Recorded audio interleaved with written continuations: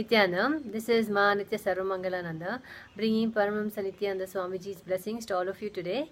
And today, actually, I was wondering what to talk about and what would be most helpful. And so I opened the Living Enlightenment book, and this was what came up. So I want to share what it reveals, because it's a beautiful topic and very close to what I was sharing yesterday regarding the mind and how it works actually. So we all have desires, and it's natural. When you want something today, you want something tomorrow, you change your mind. So desires are like something changing that we have, and we want to fulfill it to the best of our abilities. And when we don't fulfill it, we feel somehow cheated, or we miss it, or it keeps going on the back of our head. So today I have this beautiful story which shows how clearly the desire drives us and how it works. So actually it's the story of a stone cutter. So he's working, and he's walking. One day he's passing by and he sees a rich person's house, and a lot of people and cars and vehicles. So a lot of so he feels this person is getting a lot of attention. He feels he's an important person, so he wants to become like that. So because so that's his desire. So immediately he becomes a rich merchant, a rich person, and he has all these people around him, and he's enjoying the power that comes with it and the status that comes with it. So after a few days, then he sees a very high government official who's been escorted, with all guards and security and a huge train of people behind him. So when he sees that, and how everybody bows before that official. So when he sees that, he feels that person is more powerful. See, everybody is bowing to him, they're respecting him. So he wants to become that. He wants to enjoy the same thing. He feels that something is he needs to experience. So immediately he becomes the high official. So he is going around. He's been escorted everywhere, and he enjoys the attention of everybody. So while this was happening, after a few days, then obviously one of his things, there's a very severe sun. So he looks up and he sees a bright golden orb, and how powerful and relentless it is. And no matter how powerful a person is, still the sun is more powerful, because he is not able to do anything to avoid the heat. So he thinks, oh, sun is the most powerful thing. That's the one to be. So immediately becomes the sun. So as the sun, he is all powerful, all shining, lighting up all the places everywhere, and enjoying being the sun, playing the role of the sun, S-U-N. But somehow one day a big thick cloud comes across and hides the sunlight. So now light is not, he's shining, but the light is not going out. So he thinks the cloud is more powerful. So immediately he wants to become that, and he becomes the cloud. So as the cloud, he goes around, and then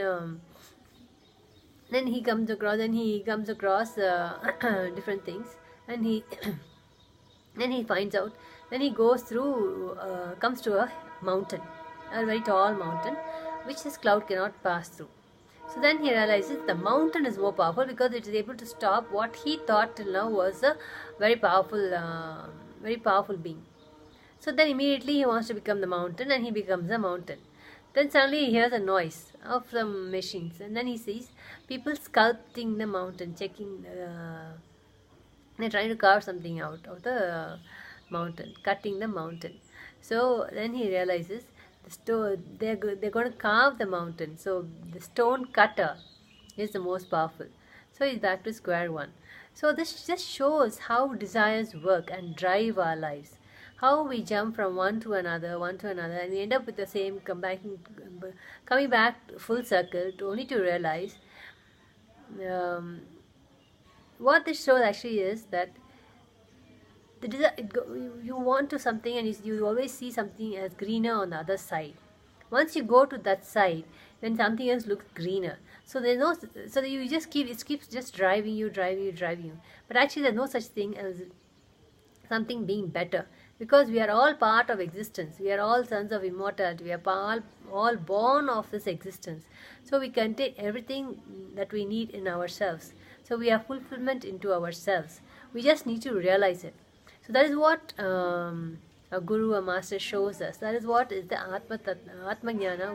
If we learn, we feel so fulfilled, and we also have the clarity to know which is the real desire versus which is a fleeting desire which does not need to be attended to or just needs to be